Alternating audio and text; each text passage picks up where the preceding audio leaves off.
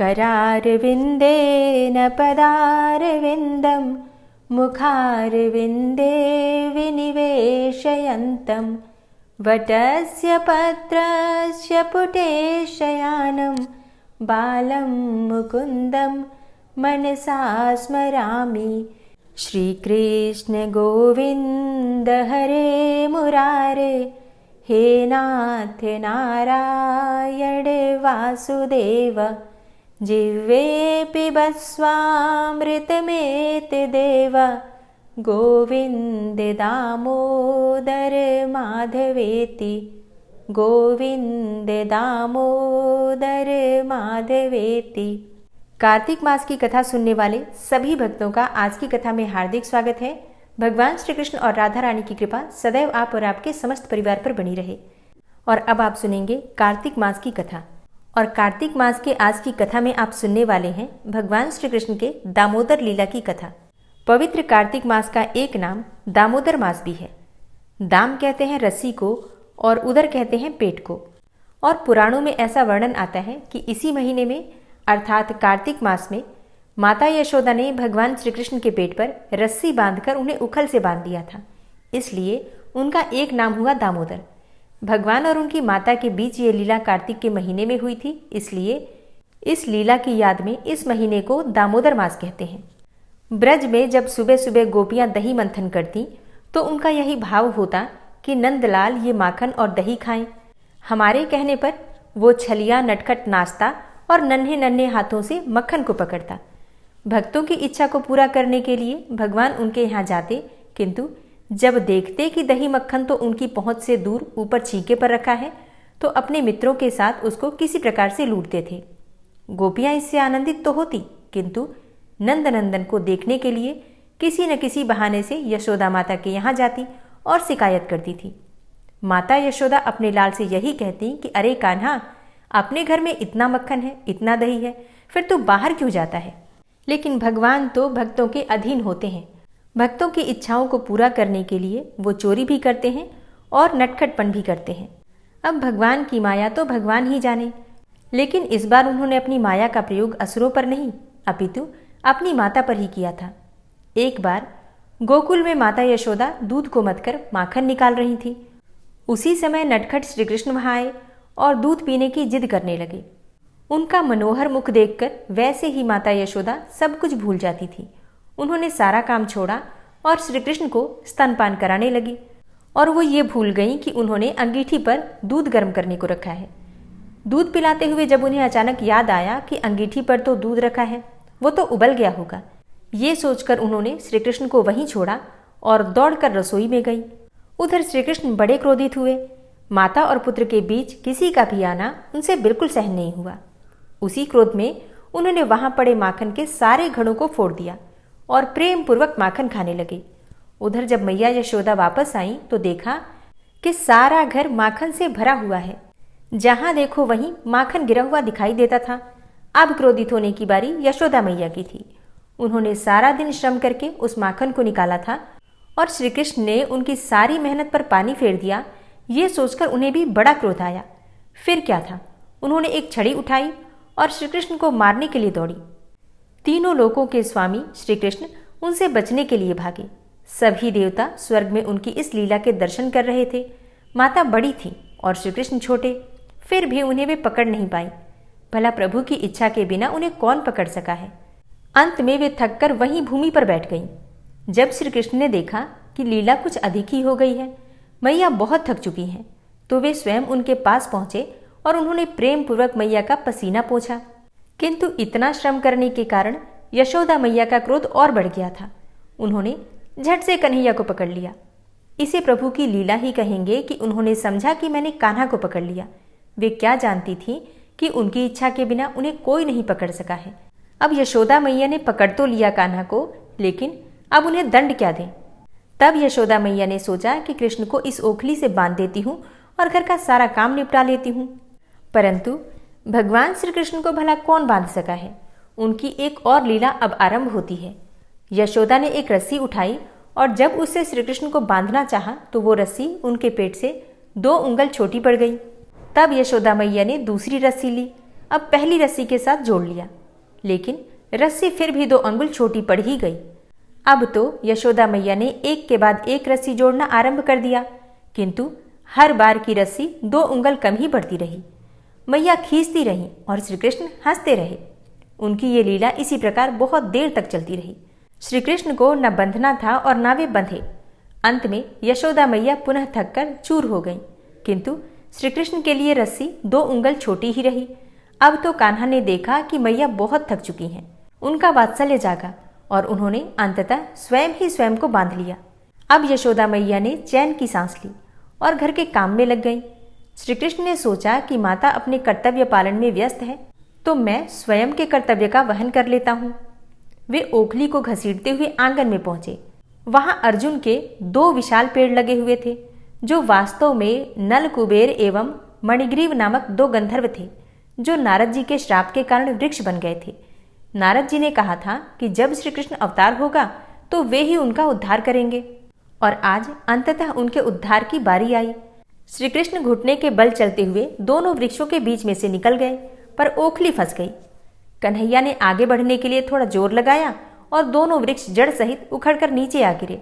इससे नल कुबेर और मणिग्रीव श्राप मुक्त होकर उनके समक्ष करबद्ध खड़े हो गए। श्री कृष्ण ने उन्हें आशीर्वाद दिया और वे अपने धाम को पधार गए। उधर वृक्षों के गिरने से धरती डोल उठी। माता यशोदा किसी अनिष्ट की आशंका से दौड़ती हुई आंगन में आई तो देखती हैं कि दोनों वृक्ष गिरे पड़े हैं और कन्हैया उनके बीच खेल रहे हैं। उनकी जान में जान आई। वे दौड़ती हुई गईं और तत्काल कन्हैया को रस्सी से खोलकर उन्हें मुक्त किया और भगवान श्री कृष्ण की दामोदर लीला का अंत हुआ। संस्कृत में रस्सी को दाम कहते हैं और पेट को उदर कहते हैं। इसी कारण रस्सी से पेट द्वारा बंधे होने के कारण श्री कृष्ण का एक नाम दामोदर पड़ गया। और क्योंकि यह घटना कार्तिक मास में हुई, इसलिए कार्तिक मास का नाम दामोदर मास पड़ गया। अच्छा, इसी विषय में एक और कथा हमें भविष्य पुराण में भी मिलती है। एक बार राधा जी उद्यान में बैठी हुई भगवान श्री कृष्ण की प्रतीक्षा कर रही थी।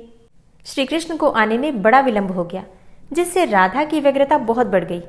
खैर, बहुत देर के बाद जब श्री कृष्ण आए तो राधा क्रोध में ही बैठी थी और कहीं श्री कृष्ण शीघ्र न चले जाएं, ये सोचकर उन्होंने उन्हें लताओं की रस्सी से बांध दिया।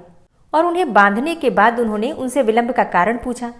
तब श्री कृष्ण ने बताया कि आज तो कार्तिक पर्व के कारण यशोदा मैया ने उन्हें बिना पूजा के आने ही नहीं दिया, इसी कारण विलंब हो गया। राधा ने जब ये सुना तो उन्हें बड़ा पश्चाताप हुआ। उन्होंने तत्काल उनकी रस्सी खोली और उनसे क्षमा याचना की। तब श्री कृष्ण ने हंसते हुए कहा कि क्षमा याचना कैसी, मैं तो पहले ही तुम्हारे प्रेम से बंधा हुआ हूँ। उनकी ये बात सुनकर राधा जी बड़ी प्रसन्न हुई और रस्सी अर्थात दाम द्वारा पेट अर्थात उदर से बांधने के कारण उन्होंने श्री कृष्ण को दामोदर नाम से संबोधित किया और तभी से भगवान श्री कृष्ण का एक नाम दामोदर पड़ा। और भविष्य पुराण के अनुसार ये घटना कार्तिक मास में ही घटित हुई, इसलिए कार्तिक के पवित्र महीने को दामोदर मास कहा जाता है और इस महीने में भगवान श्री कृष्ण के दामोदर स्वरूप की पूजा की जाती है। प्रभु ने इस लीला के माध्यम से हमें बताया कि वे छोटे गोपाल के रूप में होते हुए भी नित्य हैं। पुराणों में ऐसा वर्णन आता है कि माँ यशोदा की इच्छा पूरी करने के लिए जब लीला पुरुषोत्तम ने स्वयं को बांधा तो उन्होंने पहली रस्सी से ही स्वयं को बांध लिया था। शेष रस्सियां जिन्हें माता यशोदा ने जोड़ा था वो सब ऐसे ही पड़ी रहीं। इस विषय पर श्रीमद् भागवतम भाष्य यह बताता है कि क्यों रस्सी की 2 उंगलियां हर बार छोटी पड़ जाती हैं।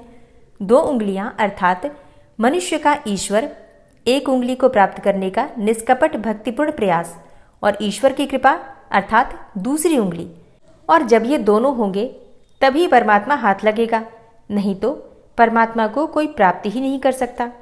इसका सीधा सा मतलब है कि जब हम परमात्मा को पाने के लिए निष्कपट भाव से, पूरी भक्ति भाव से प्रयास करते हैं, बिना किसी छल कपट के, बिना किसी स्वार्थ के और निष्काम भाव से, मतलब कोई भी कामना न हो, बिल्कुल सिर्फ भक्ति की ही कामना हमारे मन में रहे, इस प्रकार से जब हम प्रयास करते हैं तो अपनी तरफ से अपनी 1 उंगली यानी कि भक्ति रूपी उंगली हम भगवान की तरफ करते हैं। और जब हम निष्कपट भाव से बिना किसी कामना के सिर्फ भगवान की भक्ति करते हैं तो हमारी 1 उंगली जो ईश्वर की तरफ जाती है, उसके बदले भगवान अपनी कृपा रूपी 1 उंगली हमारी तरफ करते हैं और तब ये दोनों उंगलियां मिलकर हमें परमात्मा से एकाकार कर देती हैं। तो निष्कपट भाव से ईश्वर की भक्ति में हमें लगे रहना चाहिए। प्रेम से बोलिए राई दामोदर भगवान की जय। प्रभु मुझे सहारा है तेरा, हे जग के पालनहार। कार्तिक मास महात्म्य की कथा करूं विस्तार। ओम नमो भगवते वासुदेवाय नमः।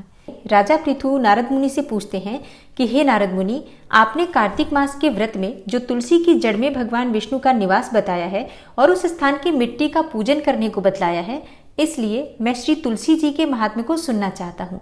तुलसी कहाँ और कैसे उत्पन्न हुई, यह बताने की कृपा करें, और भगवान विष्णु को तुलसी इतनी प्रिय क्यों है, यह भी जरूर बताइए। तब नारद मुनि ने कहा, हे राजन, आप सावधान होकर तुलसी जी की महत्ता तथा उनके जन्म का प्राचीन इतिहास सुनिए। एक समय जब देवगुरु बृहस्पति और देवराज इंद्र कैलाश पर्वत पर शंकर जी का दर्शन करने गए तो भगवान शंकर ने अपने भक्तों की परीक्षा ली। उन जटाधारी दिगंबर ने उनके मार्ग में अवरोध डाला। यद्यपि वह तेजस्वी, शांत, लंबी भुजा और चौड़ी छाती वाले गौरवर्ण अपने विशाल नेत्रों से युक्त तथा सिर पर जटाधारी वैसे ही बैठे थे, तथापि उन भगवान शंकर को न पहचानकर इंद्र ने उनका नाम धाम आदि परिचय पूछा और कहा कि शंकर जी अपने स्थान पर हैं या कहीं गए हैं। इस पर उस तपस्वी ने कुछ नहीं कहा, परंतु त्रिलोकीनाथ के ऐश्वर्य से गर्वित होकर इंद्र कब तक चुप रहते। उन्होंने क्रोध करके तपस्वी से घुड़क कर कहा, अरे मैं पूछता हूँ तो उत्तर क्यों नहीं देता? मैं अभी तुझे वज्र मारता हूँ, फिर देखता हूँ तुझ दुर्मति की रक्षा कौन करता है।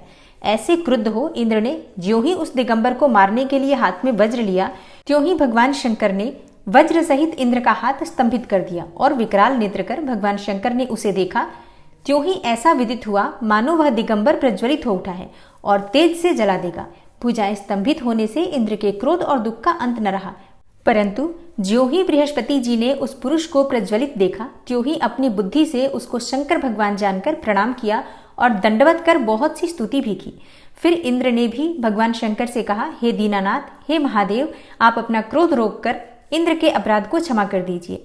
बृहस्पति के यह वचन सुनकर महेश्वर गंभीर वाणी से बोले, मैं अपने नेत्रों से निकाले हुए क्रोध को कैसे रोकूं? तब बृहस्पति ने कहा, हे भगवान, अपने भक्तों पर दया करनी चाहिए। आप अपना भक्त वत्सल नाम सार्थक कीजिए। आप अपने इस तेज को कहीं और स्थापित कर दीजिए और इंद्र का उद्धार कीजिए। तब भगवान शंकर ने गुरु बृहस्पति से कहा, मैं तुम्हारी स्तुति से प्रसन्न हूँ। जो तुमने इंद्र को जीवन दान दिलवाया है, मैं विश्वास करता हूँ कि मेरे नेत्रों की अग्नि अब इंद्र को पीड़ित न करेगी।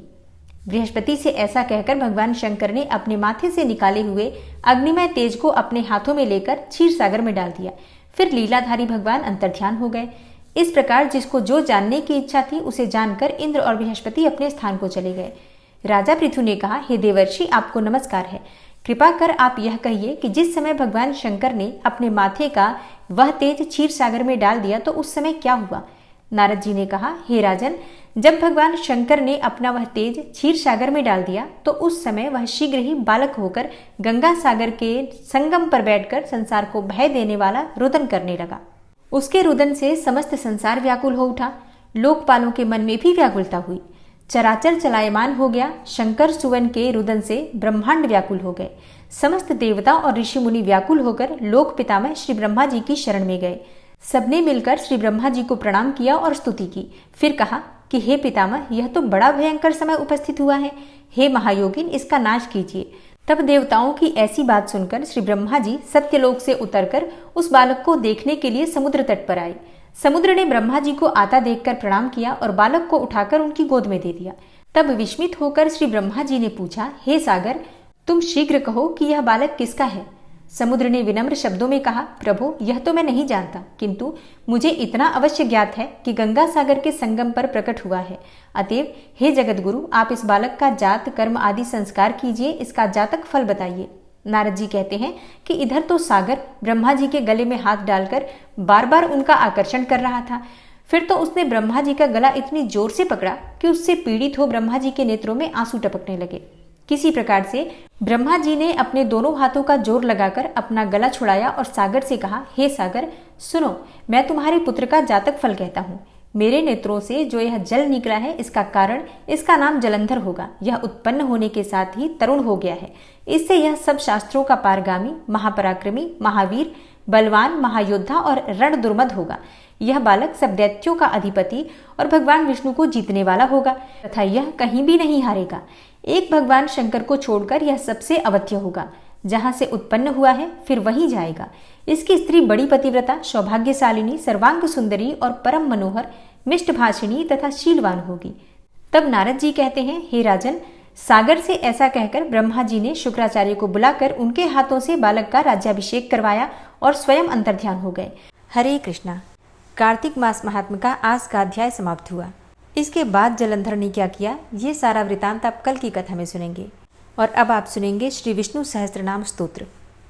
ओम विश्वं विष्णुर्वषट्कारो भूतभव्य भवत्प्रभु भूतकृत भूतभृद्भावो भूतात्मा भूतवाहन भूतात्मा परमात्मा च मुक्तानां परमागति अव्ययः पुरुषः साक्षी क्षेत्रज्ञो अक्षर एव च योगो योगविदां नेता प्रधानपुरुषेश्वरः नारसिंहवपुः श्रीमान् केशवः पुरुषोत्तमः सर्वः शर्वः शिवस्थाणुर्भूतादिर्निधिर्व्ययः सम्भवो भावनो भर्ता प्रभवः प्रभुरीश्वरः स्वयंभू शंभुरादित्यः पुष्कराक्षो महास्वनः अनादिनिधनो धाता विधाता धातुरुत्तमः अप्रमेयो ऋषिकेश पद्मनाभो अमरप्रभु विश्वकर्मा मनुस्त्वष्टा स्थविष्ठः स्थविरो ध्रुवः अग्राह्यः शाश्वतः कृष्णो लोहिताक्षः प्रतर्दनः प्रभूतस्त्रिककुब्धाम पवित्रं मङ्गलं परम् ईशानः प्राणदः प्राणो ज्येष्ठः श्रेष्ठः प्रजापति हिरण्यगर्भो भूगर्भो माधवो मधुसूदनः ईश्वरो विक्रमी धन्वी मेधावी विक्रमः क्रमः अनुत्तमो दुराधर्षः कृतज्ञः कृतिरात्मवान् सुरेशः शरणं शर्म विश्वरेताः प्रजाभवः अह संवत्सरो व्यालः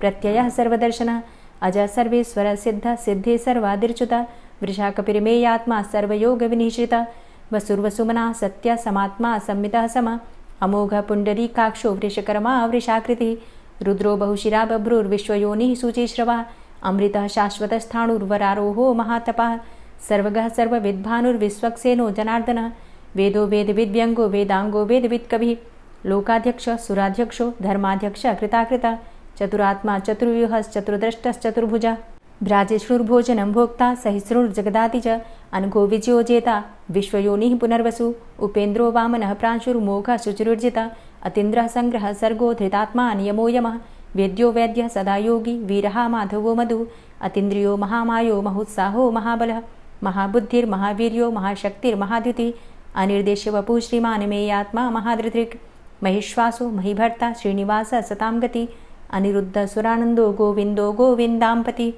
मरीचिर्दमनो हंस सुपर्णो भुजगोत्तम हिरण्यनाभ सुतपा पद्मनाभ प्रजापति अमृत्यु सर्वदिक्सिंह संधाता संधिमानस्थिर अजो दूर्मर्षणः शास्ता विश्रुतात्मा सुरारिः गुरुर्गुरुतमो धाम सत्य सत्यपराक्रम निमिषो अनिमिषो श्रग्वी वाचस्पतिरुदारधि अग्रणिर्ग्रामणी श्रीमान् न्यायो नेता समीरण सहस्रमूर्धा विश्वात्मा सहस्राक्ष सहस्रपात् आवर्तनो निवृत्तात्मा संवृतः संप्रमर्दन अह संवर्तको वहनिर्निलोधरणीधरः सुप्रसादः प्रसन्नात्मा विश्वदृग् विशुभुग्विभु सत्कर्ता सत्कृतः साधु जहर्नुर्नारायणो नरः असंख्येयो अप्रमेयात्मा विशिष्टशिष्टकृच्छुवि सिद्धार्थ सिद्धसंकल्प सिद्धिदः सिद्धिसाधनः वृषाहि वृषभो विष्णुर्विष्पर्वा वृषोदरः वर्धनो वर्धमानश्च विविक्तः श्रुतिसागरः सुभुजो दूर्धरो वाग्मी महेन्द्रो वसुदो वसु नैकरूपो बृहद्रूप शिपिविष्टः प्रकाशनः ओजस्तेजो द्युतिधरः प्रकाशात्मा प्रतापनः रिद्धस्पष्टाक्षरो मन्त्रश्चन्द्रांशुर्भास्करदुतिः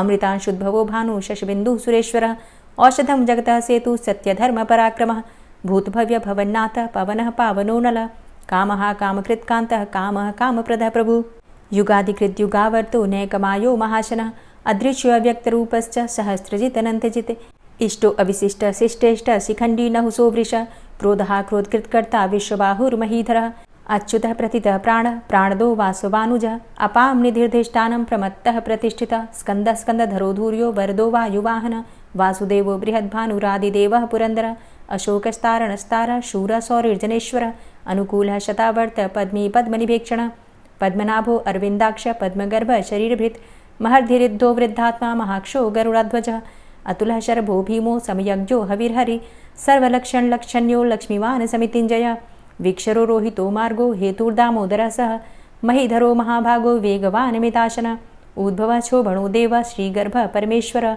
करणं कारणं कर्ता विकर्ता गहनो गुहः व्यवसायो व्यवस्थान संस्थान स्थानदो ध्रुवः परर्थी परमस्पस्तुष्टः पुष्टः सुभेक्षणः रामो विरामो विरजो मार्गो नेयो नयोनयः वीरः शक्तिमतां श्रेष्ठो धर्मो धर्मविदुत्तमः वैकुण्ठः पुरुषः प्राणः प्राणदः प्रणवः पृथु हिरण्यगर्भः शत्रुघ्नो व्याप्तो वायुरुधोक्षजः ऋतुः सुदर्शनः कालः परमेष्ठी परिग्रह उग्रः संवत्सरो दक्षो विश्रामो विश्वदक्षिणः विस्तारस्थावरस्थाणु प्रमाणं बीजमव्ययम् अर्थो अनर्थो महाकोशो महाभोगो महाधनः अनिर्विण्ण स्थविष्टोभू धर्मयुपो महामख नक्षत्रनेमिर्नक्षत्री क्षमा चामः समीहन यज्ञ इज्यो महेज्यश्च क्रतुः सत्रं सतां गतिः सर्वदर्शी विमुक्तात्मा सर्वज्ञो ज्ञानमुत्तमं सुव्रतः सुमुखः सुष्मा सुघोषः सुखदः सुहृतः मनोहरो जित्क्रोधो वीरबाहुर्विदारणः स्वापनः स्ववसो व्यापी नैकात्मानैककर्मकृत् वत्सरो वत्सलो वत्सी रत्नगर्भो धनेश्वरः धर्मगुप्त धर्मकृद्धर्मी सदसक्षरमक्षरम् अविज्ञाता सहस्रांसुर्विधाता कृतलक्षणः गभस्तिनेमिः सत्त्वस्थः सिंहो भूतमहेश्वरः आदिदेवो महादेवो देवेशो देवभृद्गुरुः उत्तरो गोपतिर्गोप्ता ज्ञानगम्यः पुरातनः शरीरभूतभृद्भोक्ता कपीन्द्रो भूरि दक्षिणः सोमभो अमृतपः सोमः पुरुजित पुरुषोत्तमः विनियोजयः सत्यसन्धो दाशाः सात्वतां पतिः जीवो विनयिता साक्षी मुकुन्दो अमितविक्रमः अम्भो निदृणन्तात्मा महोदधीशयोऽन्तकः अजोमहारः स्वाभाव्यो जितामित्रः प्रमोदनः आनन्दो नन्दनो नन्दः सत्यधर्मा त्रिविक्रमः महर्षि कपिलाचार्यः कृतज्ञो मेदिनीपतिः त्रिपदस्त्रिदशाध्यक्षो महाशृङ्गः कृतान्तकृत् महावराहो गोविन्दः सुखेणः कनकाङ्गदी गुह्यो गभीरो गहनो गुप्तश्चक्रगदाधरः वेधा स्वाङ्गो अजितः कृष्णो दृढः सङ्कर्षणोच्युतः वरुणो वारुणो वृक्षः पुष्कराक्षो महामनाः भगवान् भगानन्दी वनमाली हलायुधः आदित्यो ज्योतिरादित्यः सहिष्णुर्गतिसत्तमः सुधन्वाखण्ड परशुर्दारुणो द्रविडप्रदः दिविस्त्रिक्सर्वदृग्व्यासो वाचस्पतिर्योनिजः त्रिसामासामगः साम निर्वाणं भेषजम्भिषक्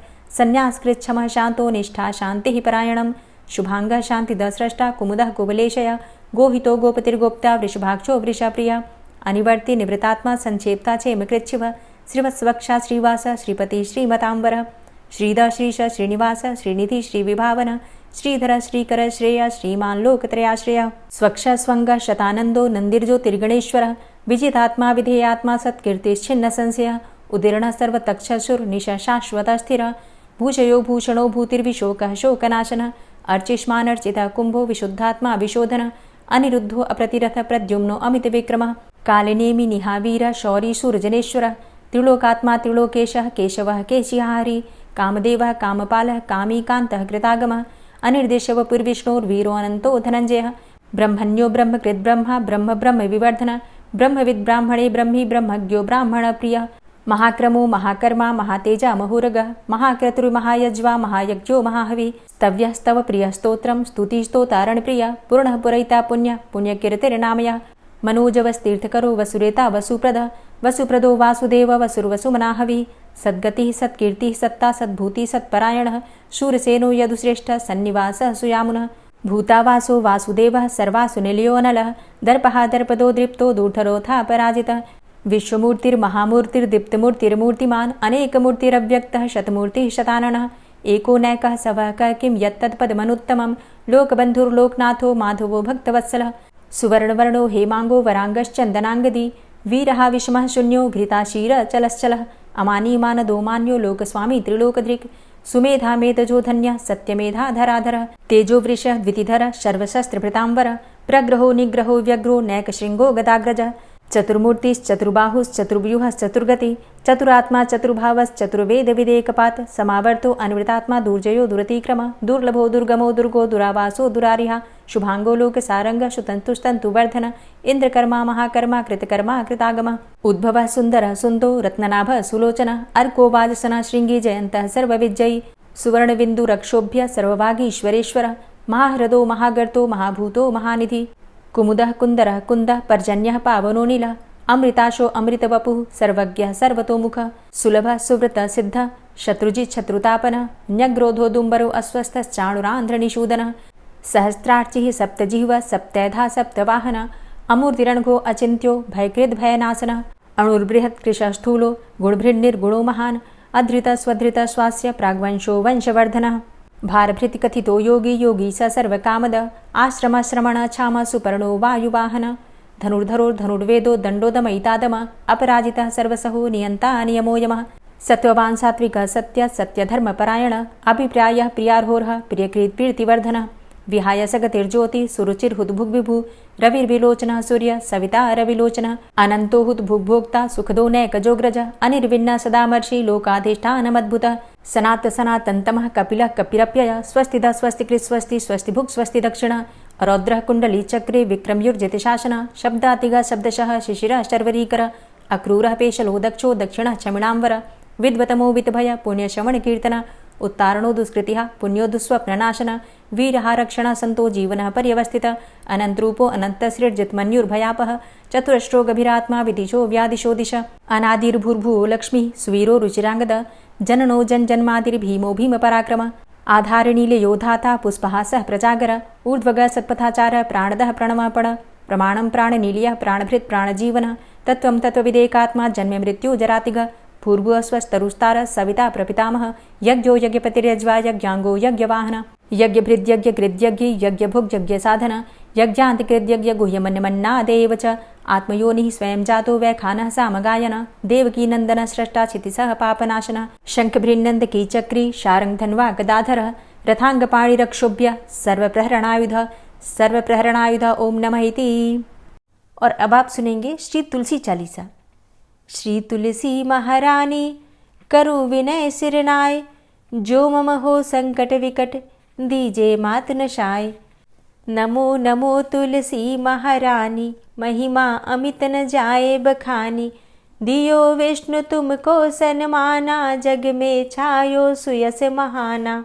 विष्णु प्रिया जय जयति भवानी तिहु लोक की हो सुख खानी। भगवत पूजा करे जो कोई बिना तुम्हारे सफल न होई। जिन घर तव नहीं होय निवासा उस घर कर ही विष्णु नहीं बासा। करे सदा जो तव नित सुमिरन तेहि के काज होय सब पूरन। कार्तिक मास महात्म तुम्हारा ताको जानत सब संसारा। तव पूजन जो करे कुंवारी पावे सुंदर वर सुकुमारी। करे जो पूजा नित प्रति नारी सुख संपत्ति से होय सुखारी। वृद्धा नारी करे जो पूजन मिले भक्ति होवे पुलकित मन। श्रद्धा से पूजे जो कोई भवनिधि से तर जावे सोई। कथा भागवत यज्ञ करावे तुम बिन नहीं सफलता पावे। छायो तब प्रताप जग भारी ध्यावत तुम्हि सकल चित धारी। तुम्ही मात यंत्रन तंत्रन में सकल काज सिद्धि होवे क्षण में। औषधि रूप आप हो माता सब जग में तव यश विख्याता। देव ऋषि मुनि और तपधारी करत सदा तव जय जयकारी। वेद पुराणन तव यश गाया महिमा अगम पार नहीं पाया। नमो नमो जय जय सुख कारणी नमो नमो जय दुख निवारणी। नमो नमो सुख संपत्ति देनी नमो नमो अघ काटन चेनी। नमो नमो भक्तन दुख हरणी नमो नमो दुष्टन मद छेनी। नमो नमो भव पार उतारणी नमो नमो परलोक सुधारणी। नमो नमो निज भक्त उबारणी नमो नमो जन काज सवारणी। नमो नमो जय कुमति नशावनी नमो नमो सब सुख उपजावनी। जयति जयति जय तुलसी माई ध्याऊं तुमको शीश नवाई। निज जन जानी मोहि अपनाओ बिगड़े कारज आप बनाओ। करूं विनय मैं मात तुम्हारी पूर्ण आशा करहु हमारी।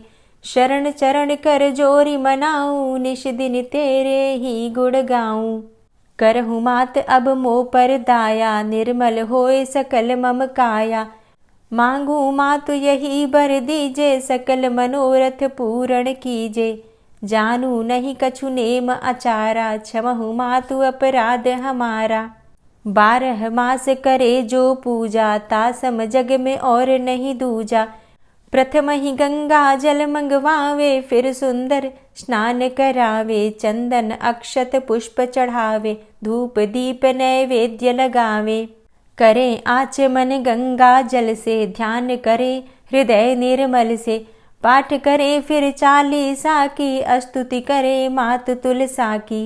यह विधि पूजा करे हमेशा ताके तन नहीं रहे कलेशा। करे मास कार्तिक का साधन सोवे नित पवित्र हुई जाहि। है यह कथा महासुखदाई, पढ़े सुने सो भव तर जाई। यह श्री तुलसी चालीसा, पाठ करे जो कोय, गोविंद सो फल पावही, जो मन इच्छा होय। तुलसी चालीसा संपूर्ण। और अब आप सुनेंगे तुलसी महारानी की आरती। तुलसी महारानी नमो नमो, हरि की पटरानी नमो नमो। तुलसी महारानी नमो नमो, हरि की पटरानी नमो नमो। धन्य तुलसी पूर्ण तप कीनो, धन्य तुलसी पूर्ण तप कीनो। शालिग्राम की बनी पटरानी नमो नमो। तुलसी महारानी नमो नमो, हरि की पटरानी नमो नमो। जाके पत्र मंजरी कोमल, जाके पत्र मंजरी कोमल। श्रीपति कमल चरण लपटानी नमो नमो, हरि की पटरानी नमो नमो। तुलसी महारानी नमो नमो। धूप दीप नैवेद्य आरती, धूप दीप नैवेद्य आरती। पुष्पन की वर्षा बरसानी नमो नमो, हरि की पटरानी नमो नमो। तुलसा महारानी नमो नमो। 56 भोग 36 व्यंजन, 56 भोग 36 व्यंजन। बिन तुलसा हरि एक न मानी नमो नमो। तुलसी महारानी नमो नमो, हरि की पटरानी नमो नमो। सभी सखी मैया तेरो यश गावे, सभी सखी मैया तेरो यश गावे। भक्ति दान दीजे महारानी नमो नमो। तुलसा महारानी नमो नमो, हरि की पटरानी नमो नमो। नमो नमो तुलसा महारानी, नमो नमो तुलसी महारानी। तुलसी महारानी नमो नमो, हरि की पटरानी नमो नमो। तुलसी महारानी नमो नमो, हरि की पटरानी नमो नमो। प्रेम से बोलिए तुलसी मैया की जय। कार्तिक मास की कथा सुनने के लिए आप सभी का बहुत बहुत आभार। इसी तरह से आने वाली वीडियो ज़रूर देखिए, क्योंकि अभी कार्तिक मास में दीपावली, धनतेरस, भाई दूज, ये बहुत सारे त्यौहार होते हैं। सबकी जानकारी, सबकी कथाएं आपको इस चैनल पर मिलती हैं। और इसके अलावा भी जो आप लोगों के प्रश्न होते हैं या फिर जो भी आप वीडियो देखना चाहते हैं, उसके बारे में कमेंट बॉक्स में आप लिख सकते हैं। आज की वीडियो आपको कैसी लगी कमेंट बॉक्स में लिखकर ज़रूर बताइए। मिलती हूँ मैं आपसे अगली वीडियो में, तब तक के लिए नमस्कार।